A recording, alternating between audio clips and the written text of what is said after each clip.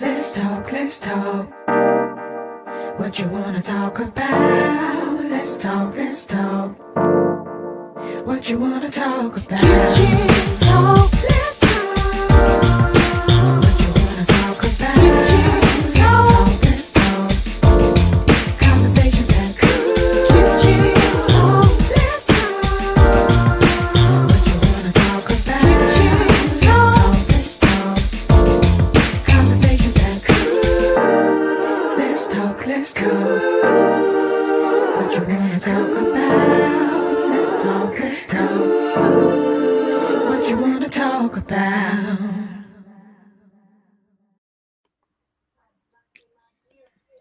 I know we getting them in. I'm getting them in. Good morning. Oh, it ain't even morning. It's evening. Good evening.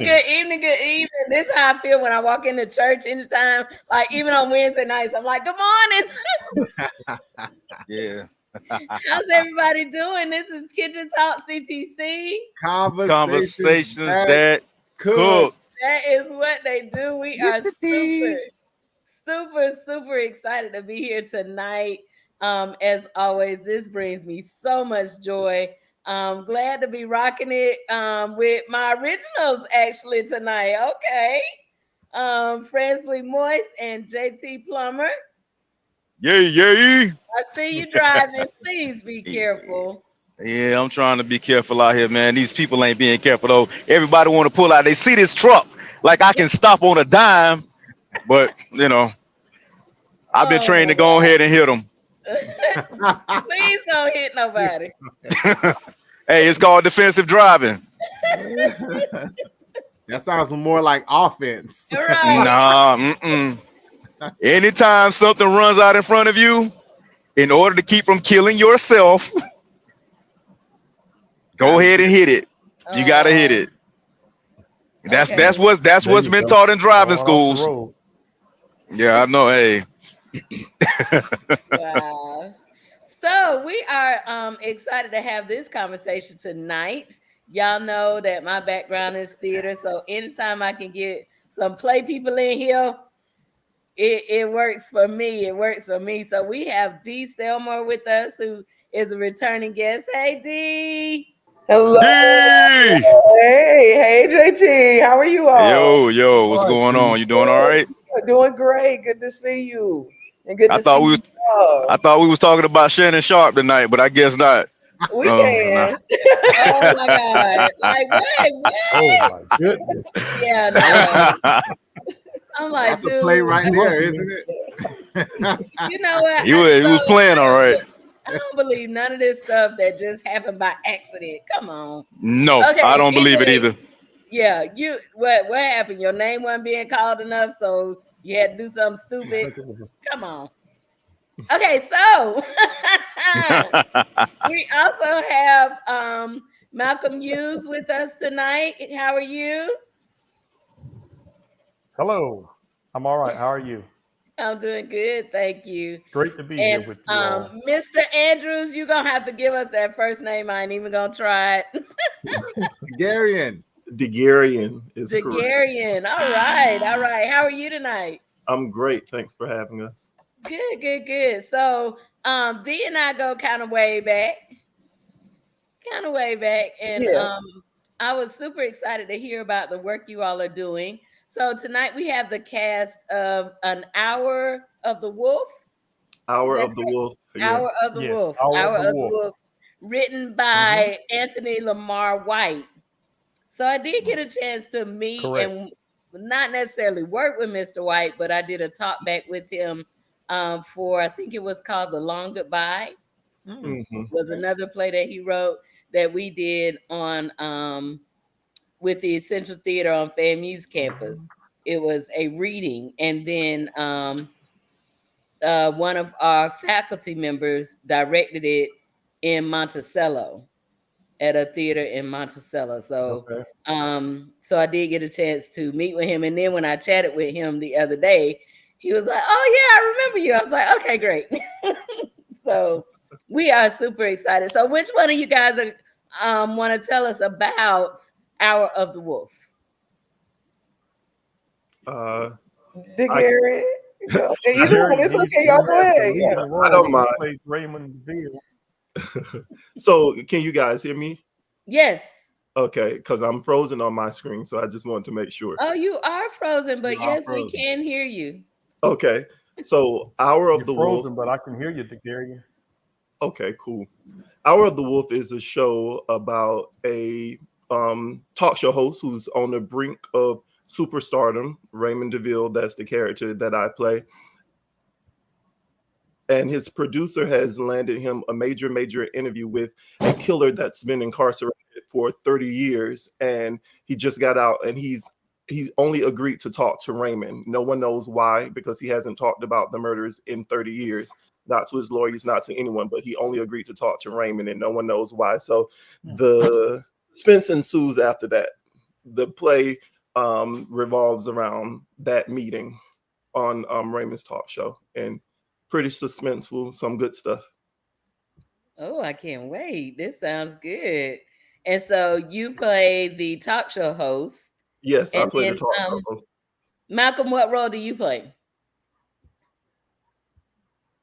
I play Simon Morris, and I play a villain in this particular play. Oh. So it's very interesting. They go to multiple personalities, due to mental illness. So it's going to be very interesting. And I'm looking forward to seeing you all there. Oh, wow. And Dee, your role? I am playing the producer who sets it up, who sets up the, I'm a win at all cost producer. I'm trying to make Raymond the most famous. We're trying to, get as many eyes on him as possible, and I go to any lengths to make him successful. So yeah, I set up yeah. Oh, yeah. You're that producer. Yes. She's that producer. You're that producer. He did it. Yes, make it work, okay? But with the no Diddy. Okay. No Diddy.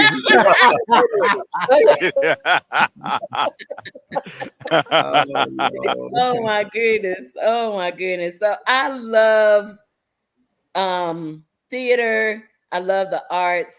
The arts does so many things for us.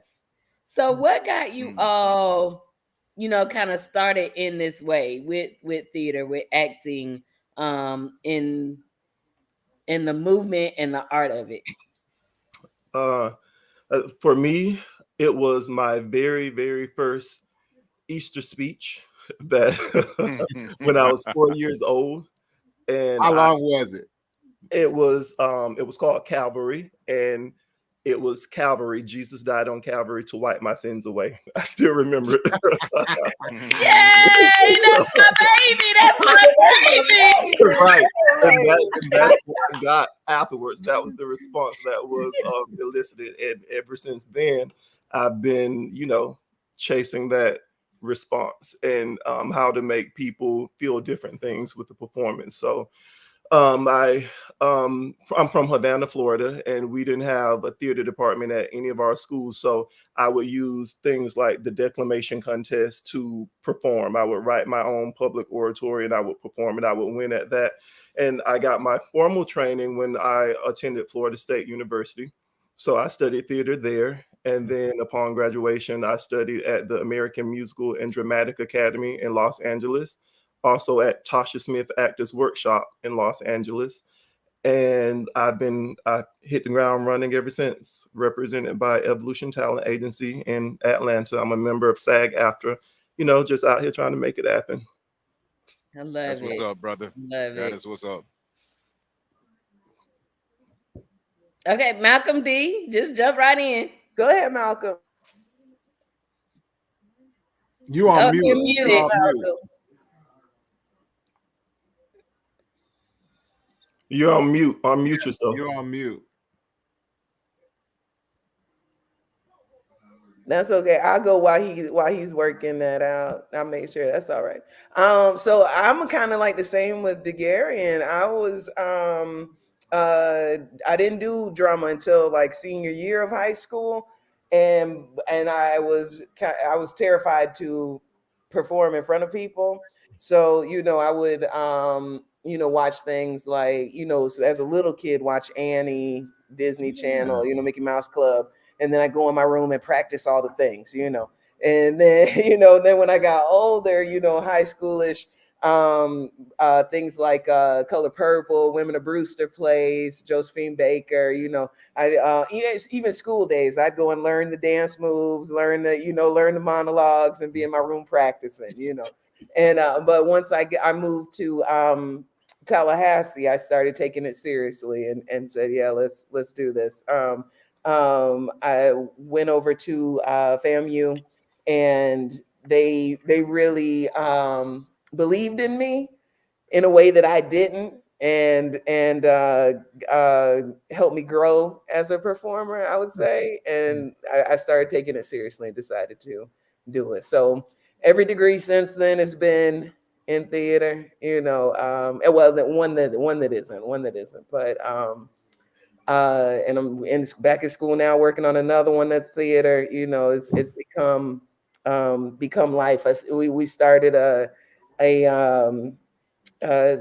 theater group, a smaller theater group, Essential Theatrical Associates. We all FAMU graduates, and pulled it together and started doing small productions around town.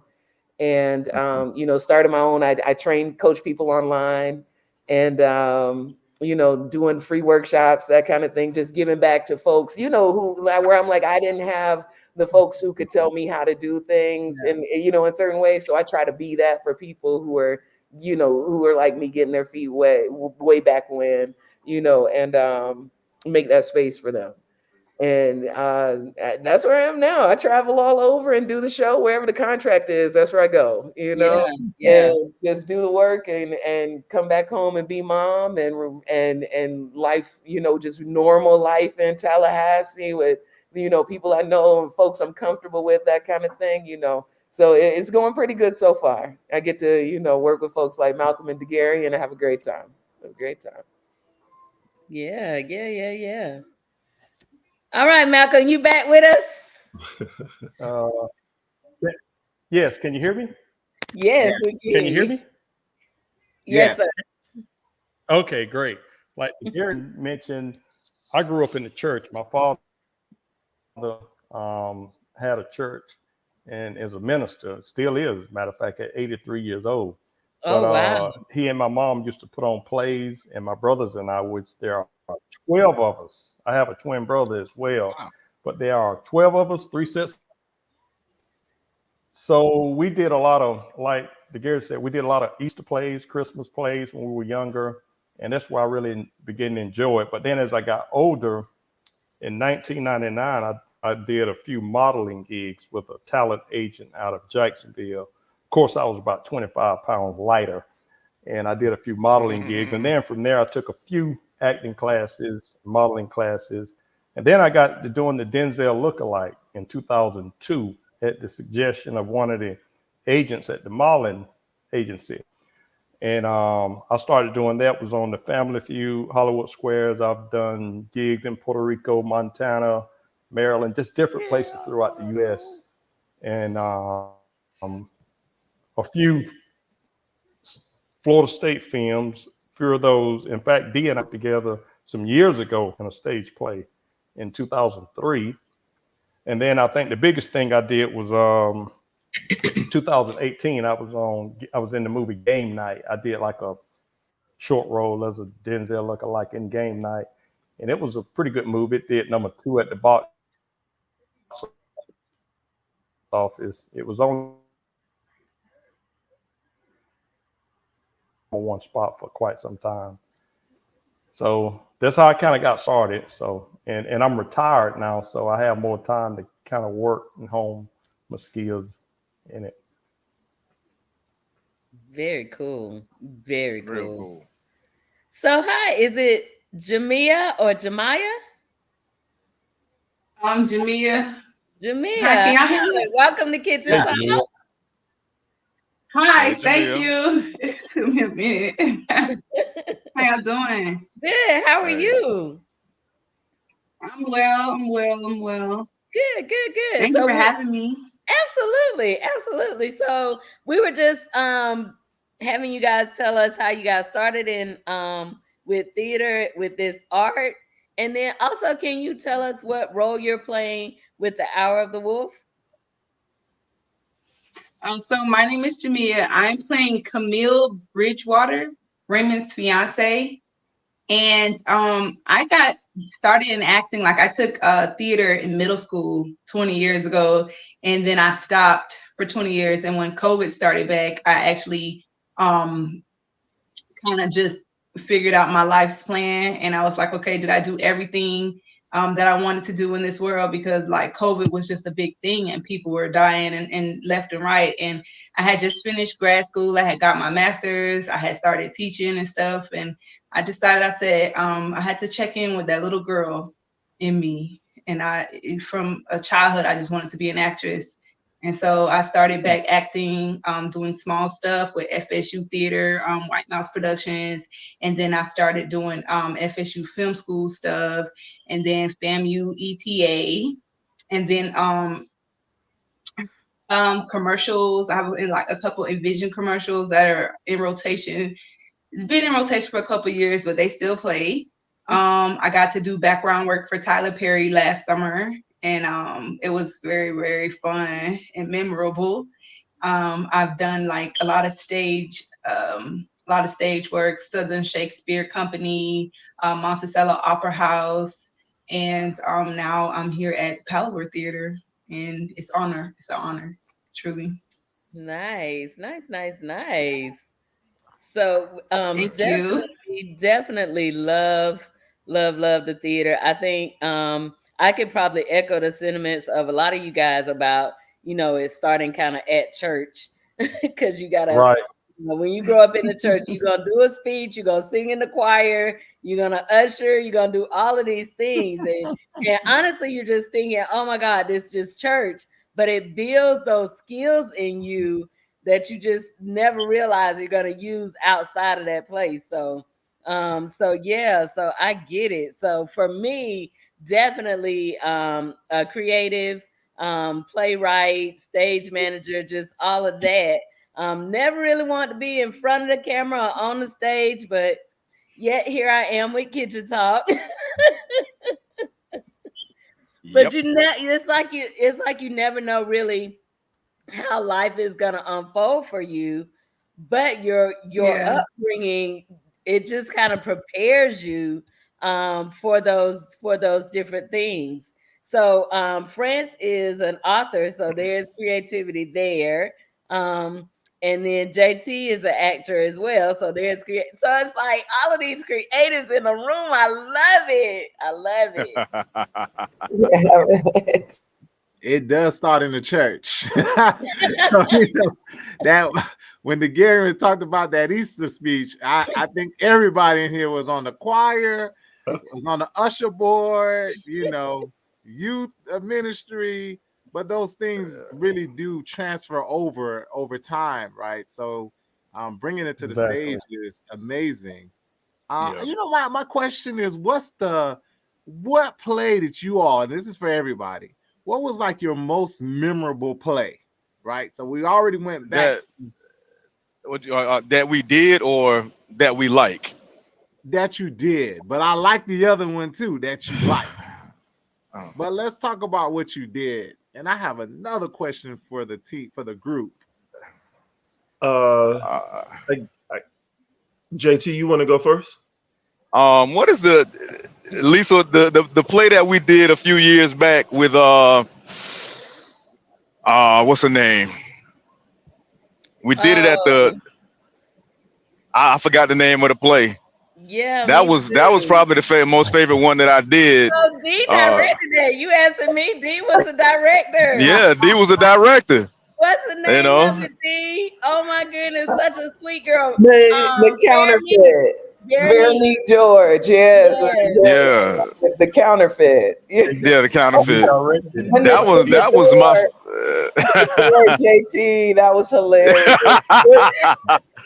See that right there, everything with the door and everything. That Oh goes my back to my God, that door.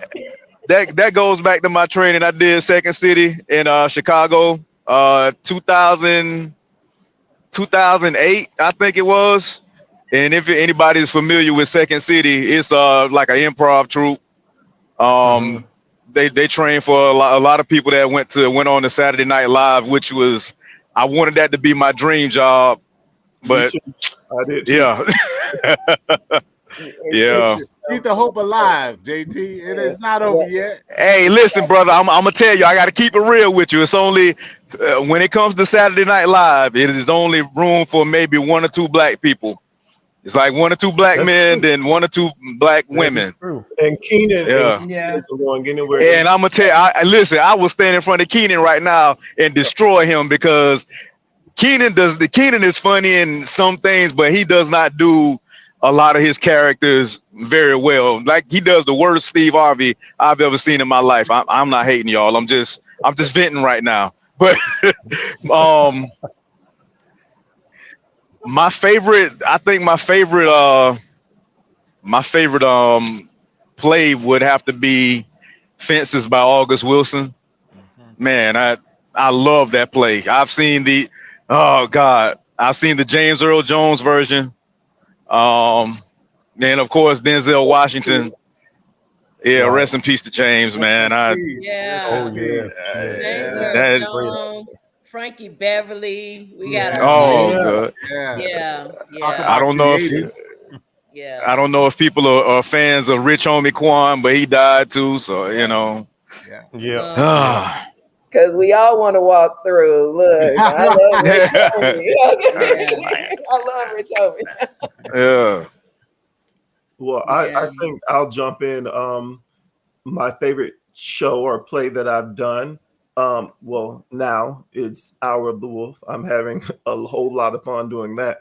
But I did a professional theater in Los Angeles. I did a show called Chariot, which was my first starring role, and that really helped me cement a process when it comes to theater. So that's significant for me in that regard. But I did a show at Theater Tallahassee, The 8 Reindeer Monologues, and it was 12 pages of dialogue with just me on the stage. Oh wow. And so Wow. 12 pages of dialogue. So it ended up being like 16 minutes of me just talking. And that really, that can really push you.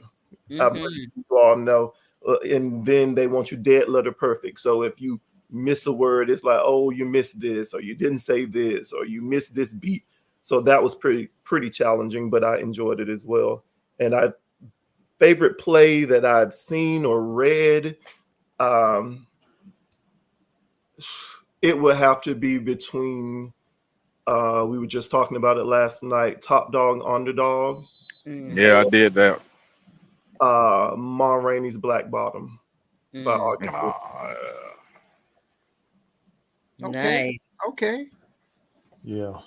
For me, it's Hour of the Wolf. I'm enjoying. I did one stage play that was years ago. The one I talked about that she was involved in that one with me back in 2003. But this one, I'm just having such a good time doing it because I played a villain. So it get me to explore, the dark side of human nature and the mental aspect of it because of mental illness. So I'm having a wonderful time doing it. And I'm just looking forward to us running it live next Thursday. Nice. Okay. I think I like that you said but I'm sorry. Go ahead. Go ahead. You can go ahead. Oh, Yes, for me? Okay. So my favorite play that I did, well, my most memorable one, I want to say last summer I did the Amen Corner by James Baldwin, and we performed it at the Monticello Opera House. And we actually made history. We were in the Tallahassee Democrat because we were the first all-black cast to put on a production at Monticello Opera House. I played Sister Moore, and she was like the mean, like I would consider her the villain. And it was hard for me because I like experienced a lot of church hurt growing up. I grew up in the church too, and I was in church plays and stuff, but I don't really like credit that to where I started my career because it was just like a lot of pain I endured. So I had to like kind of get through that to become this woman, and it was like so far away from my personality. Like she was very judgmental. I don't know if y'all familiar with the Amen Corner by James Baldwin. It was one of his first plays back in the day. So they had to like braid my dreads and really like change my posture, how I walk, how I talk. I really had to like fall in love with this woman that was just not nice.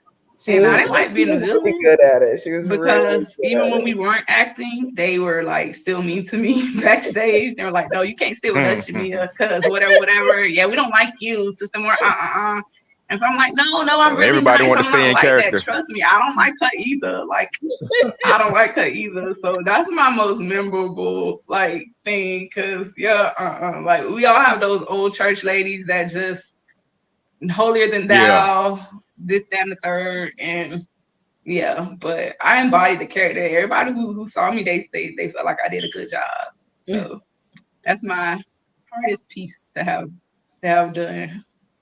Wow. And of course, like my favorite, like I guess film, I would say is the one that I'm doing now. I'm in production for. It's called Desiree's Purpose, and I'm hoping to come out with it next summer, 2025. I'm also I should have mentioned this. I was an independent filmmaker too in my speech.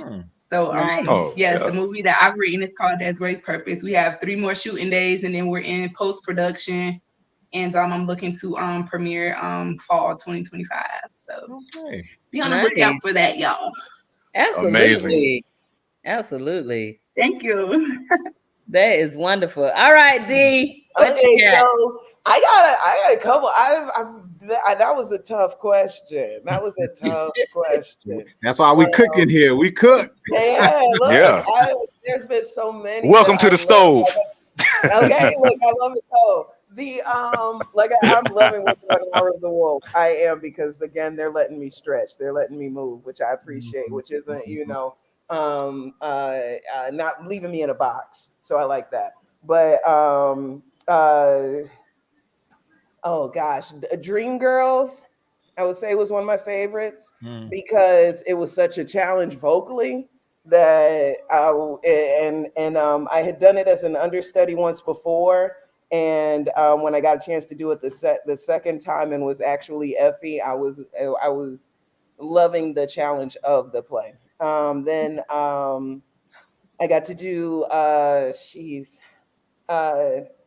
Skeleton Crew by Dominique Morisseau, and got an award for that one. So it was, I mean, just the story itself, to hear like people crying in the audience every night, I identifying with this character so much.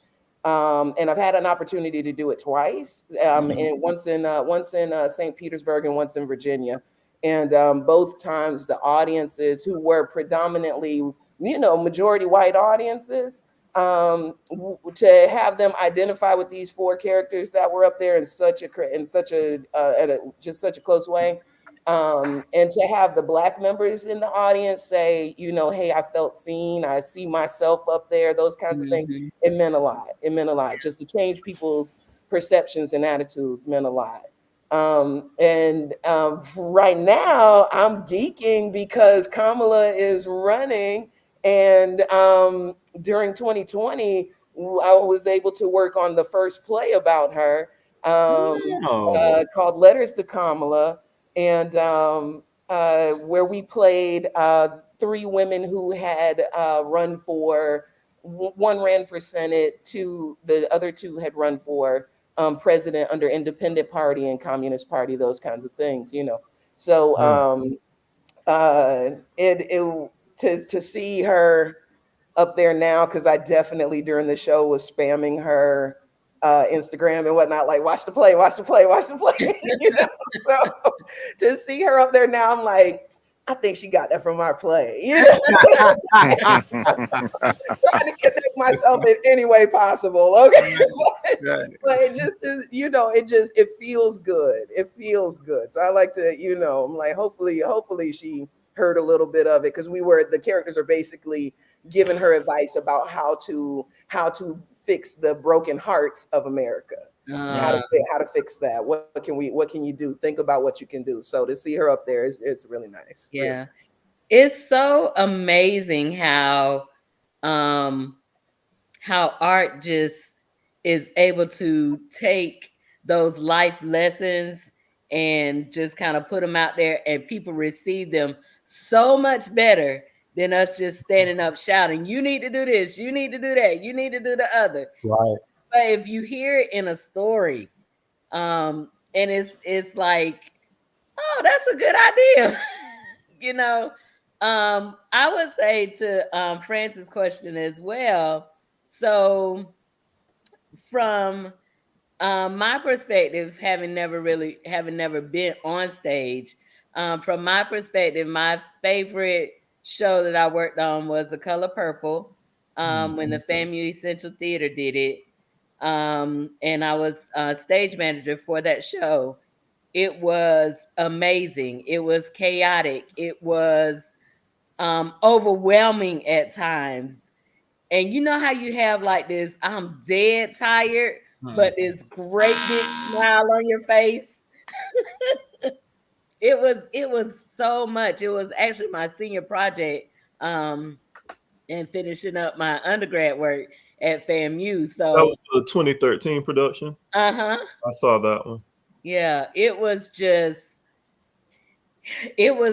so much. It just gave so much life to it, to everybody. They were like, can y'all do it again? Can y'all run it? And we was like, no, these 2 weeks, that's it. That's it. Y'all know how much work this is. Yeah. I mean, it was bananas how much work it took. Like when you're on the outside, like even in my beginning days of playwriting, and I had put up a production before, and you get little pieces of it. But when you go to school and you actually learn about your craft, it's so many details, so many intricate things that you just don't realize when you're just kind of playing at it. But when you get into it, and The Color Purple for me and the way FAMU did it, they did not play. Mr. Wells directed that thing like no whatsoever. And then they brought in a guest choreographer, and he was the truth. It was amazing to see. I actually want to either shadow, or probably shadow, I guess, the stage manager for Hamilton. That would be even to the point of, can I do it? Can I do it? So needless to say, whenever I'm going to see a show, I have to really try my best to sit and enjoy the show and not be like, wait, how they did that? Oop, they missed that. They called them out. It is so hard. It is so hard, but I have to really try to focus and make sure I just watch the show. I remember, I think my favorite show to see, I saw Color Purple on Broadway. I saw Denzel Washington and Viola Davis do Fences on Broadway. Amazing. But it is hard to kind of sit there. I was watching Lion King like, okay, how y'all gonna do this stampede scene? Let me see. You know, that sort of thing. So it is so much. I love the perspective that we all have. So mine from a background management point of view, you guys from the stage, it's amazing. And then just how art feeds all of us. So France, you didn't say yours. Well, we are limited in time, and I have another really good question. You know what? I got to put this one out. Wait a minute. How you gonna limit my time? No, I'm limiting my time. Oh, come on, just France. Watched Kevin Hart's Friday night. Oh yeah. Oh yeah. And I was like, man, this was pretty good because it took me back to, and I also watched what's my dude name? Eddie Murphy's the return of Dolomite. Axel Foley. Oh, Axel Foley, yeah. Axel Foley. Mhm. I saw that I recently. pulled a parallel with the two in terms of, you know what, this is like a great experience of watching real great actors coming Mhm. together, giving their best talents, casted very well. I wanted to Mhm. hear your thought process on that, working with a really good cast, and how does that feel? You know, when you're working with somebody who's the best at their game, and they're bringing the energy, you're bringing the energy. You could see it on Friday Night Live, Friday Night Fight. You could see it in. I Yeah. gotta bring Earl Jones again in Coming to America. Mhm. Right, that energy is felt by the whole cast. Something about that black experience. So I wanted to get your perspective on that on the stage, right? How does that feel, knowing that you're working with excellent, you know, black excellence? Yeah, black excellence, because that's what it is in this production. I just want to say first, it starts with the world and the words that Anthony put on paper, because it's there. We don't have to wonder about anything. We don't have to pull for things out of the air. It's there. The story is there. The lines are there. So it was a great story to begin with, and then you add on top of that Herb's direction, and he's fearless. Herb is a excellent director, and I love directors that are so invested in the craft that you can see it permeates the entire theater whenever we're rehearsing. So it starts with the writing and directing. So shout outs to Anthony White and Herb Donaldson. But working with this cast, I think I said in the interview with the Tallahassee Democrat that it doesn't feel like work. It doesn't feel like rehearsal. It, even with the subject matter being so heavy, we have so much fun at rehearsal, and it's been fun getting to know everyone, even when we have scenes that are a bit difficult, a lot difficult actually. You'll see when you see the Right. show. We still manage to have fun and find the humor in it. So I've really been enjoying it, and just having actors that have your back on stage, and that are at the top of their game, and that they're going to push you to be at the top of yours. That's all you can ask for. Yeah, love it, love it. Yeah, it's that sense of flow when you're just moving through it. You don't have the time to think about the mechanics of. Mhm. And now I'm supposed to move here, and when you connect with your scene partner, or whoever's on the stage at the time, and you all find that rhythm. It's a beautiful thing, because Right. it feels good afterwards. You're like, yeah, that was all right.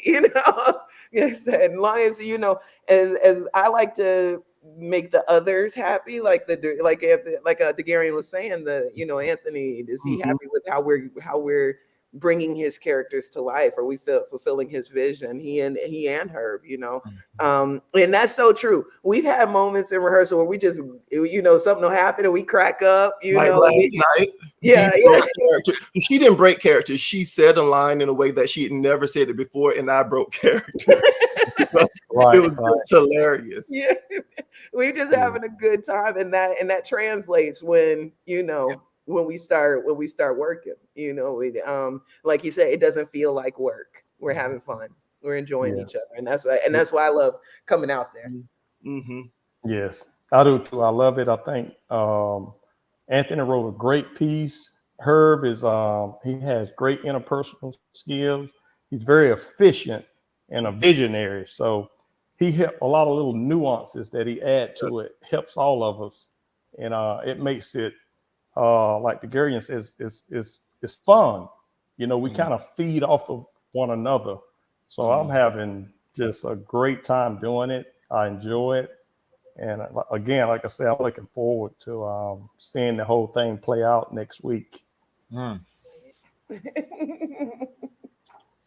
And for then, me, like I love it. It's actually an honor to work with such experienced actors. Like I'm so happy I met everyone. I've worked with Dee before. She was my director for a previous project we did for Beloved a couple years back. The And NEA. then Degarian and Malcolm and Carol and Champion and Herb, like everybody's just so amazing to work with. It's very close, intimate group. It's the smallest group that I've ever been with. But like with because it's only so few of us, we have to lean on each other and trust each other and just go with the flow. Right. And so since, like they say, since it's such a heavy piece, we definitely have to make like those moments light. Those light moments matter to keep us from like really like losing it and stuff. So I'm just happy to be here. I hope that this turns into a movie or whatever. And yeah, I mean, seriously, like I love it. I love the suspense. I love the thrill of it. I've always been one to want to try to do a project in every genre, not just be like one straight genre, but try to touch on every genre in film and theater. So this is really good for me. Yeah. And you can see it definitely, friends, translates um to the audience when a cast knows each other, Yep. when they're doing well, when they even like each other. Chemistry. They have to be really great actors if they don't like each other. Like personally I've don't seen like it. each other. They Right. have to be I've really seen it. great actors I've for experienced it. you not Right. to feel and see that, right? Right. So just in one of my experiences, we had an understudy that came in and oh, okay. Oh, I think I do remember reading that. It started out as a screenplay 28 years ago. Nice. Is this Mr. White? That's Oh, him. Yes. Oh yeah, that is him. Yeah, Yeah. that's him.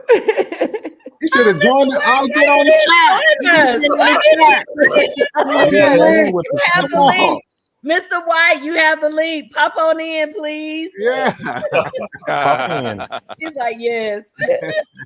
Well, you are Yes. more than welcome to pop on in. We still got about 15 more minutes. You come Yeah. wave at us. Come on in. But to the kitchen. I remember the understudy, and I remember how the cast kind of made sure that she did the things that she would, and it was funny to me because I knew, but I could tell the audience didn't know. But they were literally pushing her around the stage to get her in her spots. Mm. And Right. again, like I say, because I knew, oh, look how sweet this author Right. is, this playwright is. I love it. I still want you to pop on and say hi, but okay. Yes. And that's why, friends, I was saying you could tell when a cast is cohesive and they like each other and they want to see everything go well. Because even in that, they were like really like, no, girl, come on, whatever. So it's interesting to see the chemistry of people. And then that brings me to the next piece in terms of why is it so important to share this type of genre, right?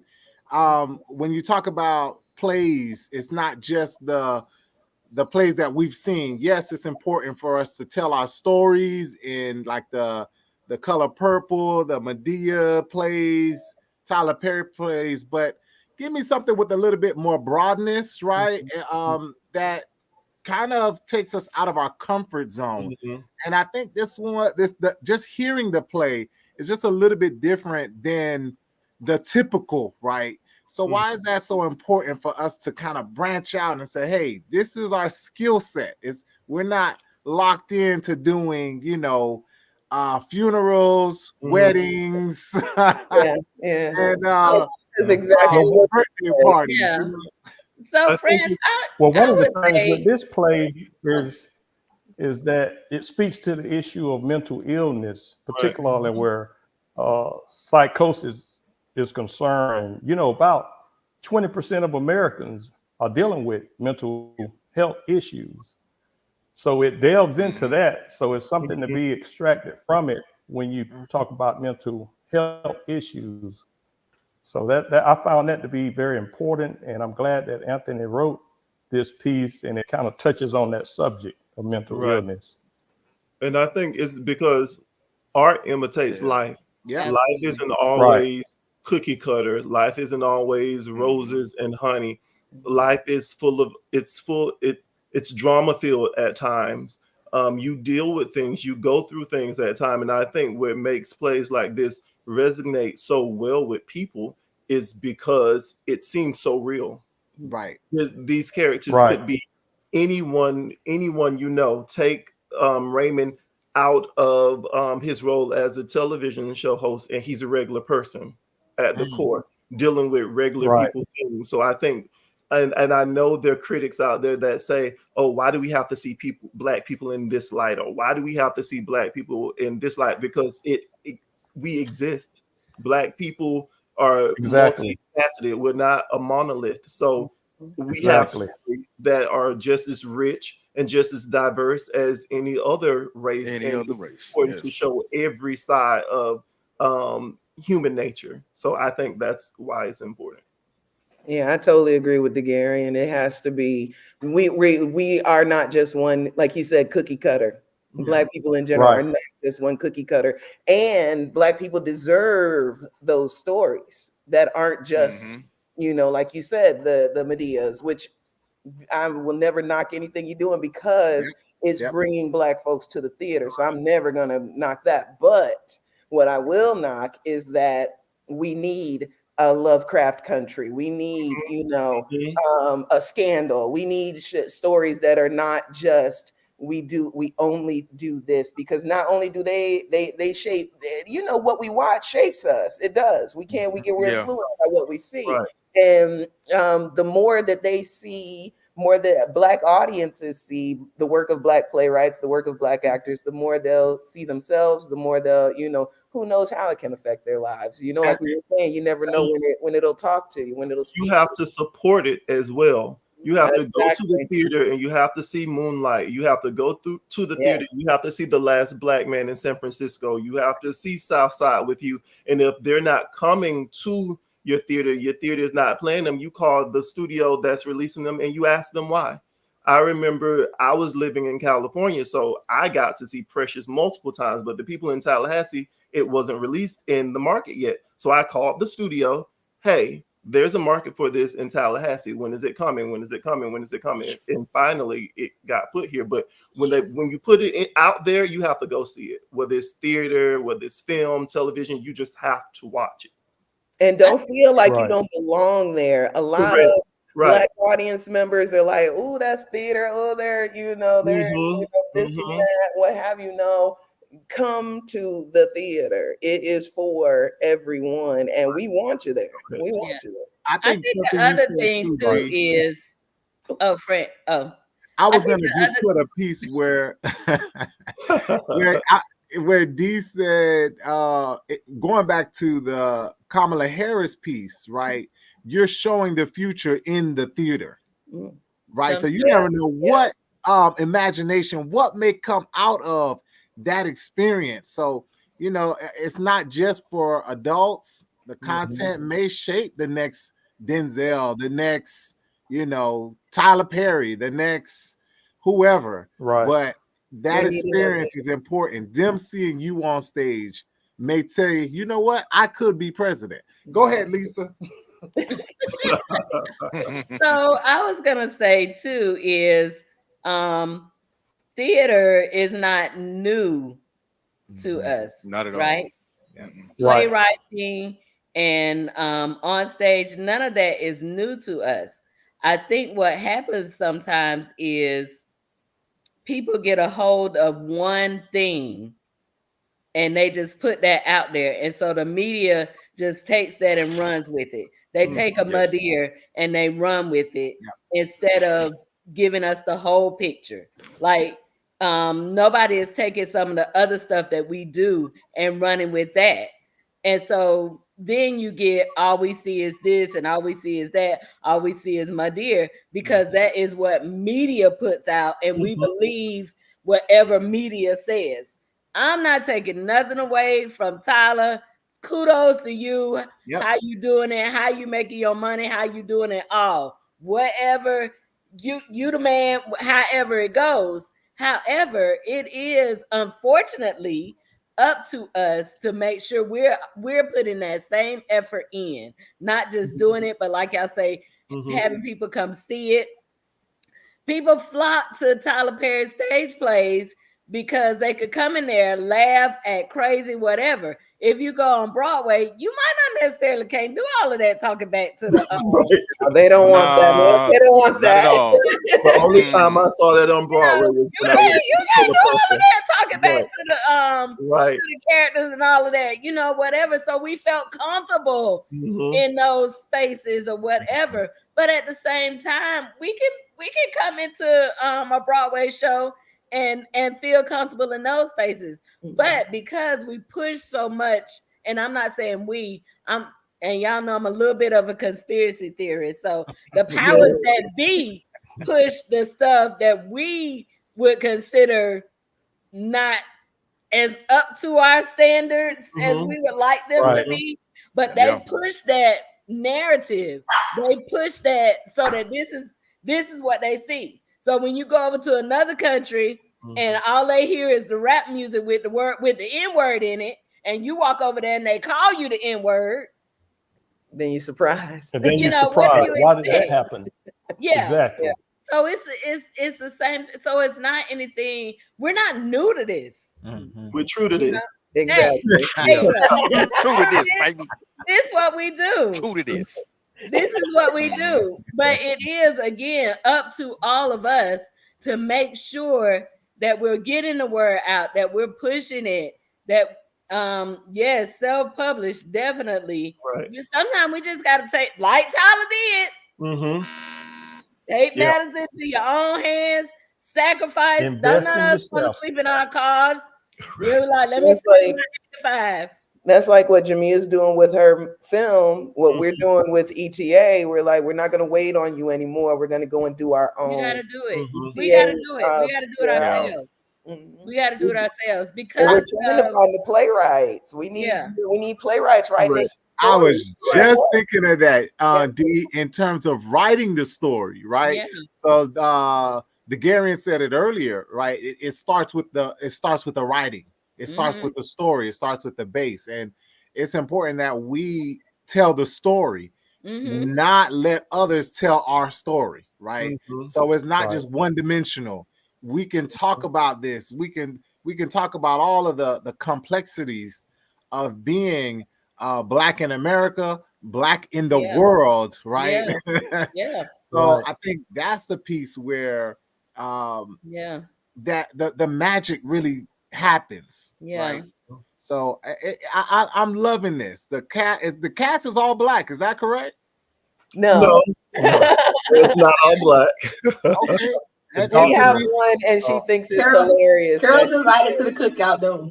Yeah, Carol is always invited to the cookout. Right. Always. Right. I love it. I love it. Yeah, I love it. But you touch on something that's important, and I'm pretty sure Dee can relate to this, and maybe you all as well. When you said telling our own story, because there have been so many instances in my formal training where you don't have Black stories to go into scene study with, or to go into acting for camera with. And when you do find them, you have to go out and find them and bring it to your professor. Hey, I want to look at this, and then they don't know how to direct you because you can't tell me how to be Black in my Blackness, right? Because it's either far left, oh, you're prim proper, or you are Nino Brown. There's no in between, and that's the frustration I would have a lot of times with my professors in at Florida State and in Los Angeles. They just most times they don't know what to do with you. Like they know fences, they'll do fences, they'll do some more August Wilson. They may touch some parts, but that's where it ends. And actually, Washington he came to mind when you said about them not knowing. What came to mind was August Wilson and how he was extremely adamant about not having white directors for his plays because you cannot relate.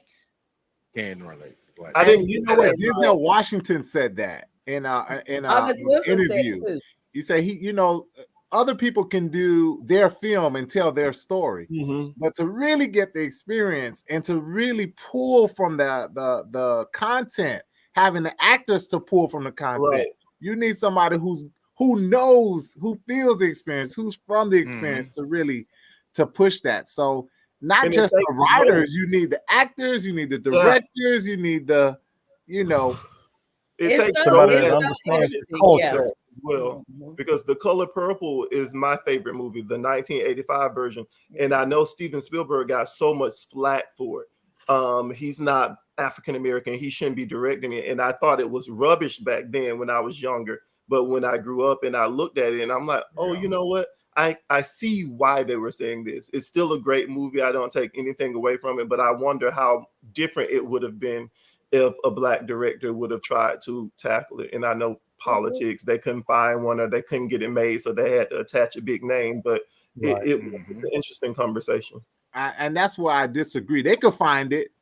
They could find one. They know one. They know where to They go. knew one. But they just don't want to push that piece, and that is my issue.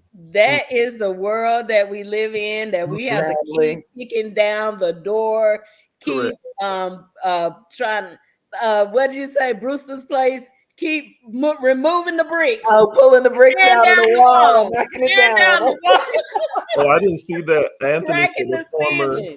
manager Cracking told the him that The ceiling. Hour of the Wolf wasn't a Black story. Huh. Yeah, he That's just what he did just that. put in the comments. Right. Yeah, he did. Yeah, I saw that Mr. too. White did. He said a lit manager told him that it wasn't a Black story. But see, that's why we need these kinds of Mhm. stories, because you don't see Black people as these Correct. characters. You Correct. see what I'm saying? So it needs to Exactly. be out there, because Yeah. there are Black television show Yeah. producers, because we got whole Black networks, you know. Yeah. There are Mhm. Black talk Yeah. show hosts. What? I mean, like, that's Yeah. crazy. And that was a point that I made right there, right? Yeah. Yeah. So going back to Malcolm's piece, when you talk about mental illness, Help that's the Black issues, experience yeah. there too. Mhm. But they won't say, "Oh, you have a mental illness." They say, "Oh, no, you crazy." Let's Yeah, not look. you have demons or something. You got It was somewhat of a correct. taboo No, it subject was within me- our community. yes. Or Yes. there's Something that nothing needs wrong to with be him. addressed. He just need a good A whooping. Oh, There's nothing Right. wrong with him. Exactly. Right. Right. We didn't get to talk about that. We just, ain't nothing wrong with you. You just need to be tightened up. You're right. Yeah, You just need to be tightened Yep. up. It's so Yep. true. I think too, I love that we have these conversations now about mental illness and about, just different things, about race. Like, I hate when somebody says, I don't see color. Oh, I hate that. Then that means you don't No, see me. I need to be recognized. You don't Exactly. see me. When you say I don't see color, what do you mean? yeah. You don't. That means you don't see me. Mm. Or I hate people of color. I'm not people of color. I'm Black. Right. I'm Black. Right. She's Indian. He's Asian. Whatever. Mhm. Then, and I got in trouble for this, and I know they thought I was the angry Black woman. I said, why not just call us non-white? And the Because girl's essentially that's what face you're turned doing. completely red. And she was like, oh, but that would be so offensive to white people. Well, you lumping me in one boat is offensive to me. Mhm. Yeah. Right. Mhm. Right. It doesn't One of the respect things the we as white experience. people, one of the things we as white people have to not see ourselves within the confines of America and see ourselves on the world stage, because people of color make up the majority of the people on the planet. Mhm. And sometimes we get too caught up into thinking we're minorities. Yes, we're a numerical minority in America, but if you Right. see yourself on the Well, world stage, Malcolm right. X talked about that. So Yeah. it can change your perspective and your psychological paradigm, the way you view yourself in the world. Yeah. So information is important. So It is. It is. These are- And these type of stories that you all are doing with the Hour of the Wolf are feeding into that and opening up conversations and provoking thought, provoking creativity, provoking imagination. Mhm. Right. yes, maybe the first time we were introduced to mental health, it was not it was, you know, we didn't see it in that way because we weren't taught that we could have those type of issues, you know, whatever. We just, you know, you just got whipped or you got this or you got that. Because they cause the mental illness. Right. But, you know, and then they Let's not couldn't talk admit about- that, that's a right? whole They nother couldn't kitchen admit that. talk. Right. That's a whole nother kitchen talk. So yeah, But just about every one of us knows I knew he somebody was gonna with do it to me, y'all. an But issue. if we continue to put these type of stories to give voice to our issues, to give voice to our pain, just me as a woman, as a Black woman, telling my story. It don't have to be the Black story because everybody got a different story. Correct. But it is my story from my perspective. It will make you think about what your story is and how relatable we actually are. If you cut us, we are going to bleed the same color that you bleed. Well, let's just call it folks with high melanin. It's not black, it's not white, it's just melanin, right? So some of us have more, some of us have less. How about we just call us human beings? Yeah. Hey. Well, scientifically, all human beings derive from humans that came out of Africa. We all share the same mitochondrial DNA. That's science. And it all started in Africa with Black people. Exactly. Okay, so Malcolm, you about to try to get us to go all the way over to the left. Yeah, I know I'm going all over the place, and I'm not going to be like the person talking about eating dogs and. See, that's a whole nother kitchen talk, right there. Oh no! Oh my goodness! Talk about the wolf. that was pure entertainment. I'm trying to tell you. Pure entertainment. They eat that crazy. Yes. And Kamala said something without even saying it. She said, "This." Yep. Former president. And we all knew what Samuel Jackson in the background. Oh my goodness. It was like you can't write that. No. At all. Right. Listen, this has been Kitchen Talk, CTC. Conversations that cook. Hey, D, tell us where we can get tickets, where we can see this show. Okay, you can go on the Palaver Tree website. I believe it's palavertree.org, if I'm not mistaken, you all. And order the tickets there. We will have some at the door as well when you come in. When you come out. So, get your tickets, Frank. Yeah, because they're selling. My next question was, how long is the play gonna last? Just this weekend. Yeah, September 19th through the 21st. Yeah. Okay. Next weekend. I'm sorry. Thank you, Jamia. Thank you. I'm sorry. Somebody shoot me that info and we'll put it on our social media, definitely. Thank you. Thank you. It was a great conversation, guys. Absolutely. Thank you so much for having us. Yes.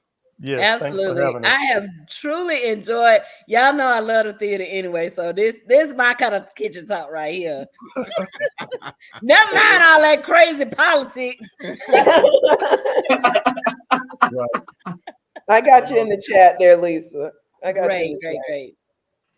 But yes, we thank you all for having us because we want as many people to come and experience this work as possible, and we appreciate you all for helping us with that. Absolutely. So listen, if you are watching us on YouTube, make sure you hit that subscribe button, turn on your notifications so you will never miss another show. If you're watching us on Facebook, hit the like button again. You gotta turn on those notifications so that they will let you know when we're on live each Thursday night at 9:00. Thank you to my wonderful guests, the cast of The Hour of the Wolf. I'm definitely gonna go and check this out. I can't wait to see it. Oh my God, this is gonna be so amazing. Can I get a Can I get a backstage? We got you. That's above our pay grade. Now you contradicting now. D already gave us the experience. We're just actors. He gave us the real backdoor pass. So we coming through. We cannot wait. I cannot wait to see this. I'm super excited about it.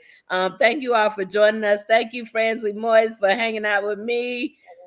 JT Plummer, who had to go, he is driving. Look, we've been rocking this thing for a minute now, and it just gets better with each year. So thank you again, guys, for joining us tonight. Good night, good night, Thanks good for night, having good us. night, good night. Good night. Thank you so much for having us. Thank you. Y'all gotta come back. Y'all gotta come back. Absolutely. Anytime. Okay. Come back to the Absolutely. Anytime. kitchen. Good night. I see y'all, Alpha people. Bye. Let's talk, let's talk. What you wanna talk about? Let's talk, let's talk. What you wanna talk about? Kitchen talk, let's talk. What you wanna talk about? Kitchen talk, let's talk. Conversations that cool. Kitchen talk, let's talk. What you wanna talk about? Kitchen talk, let's talk. Conversations that cool. Let's talk, let's talk. What you wanna talk about? Let's talk, let's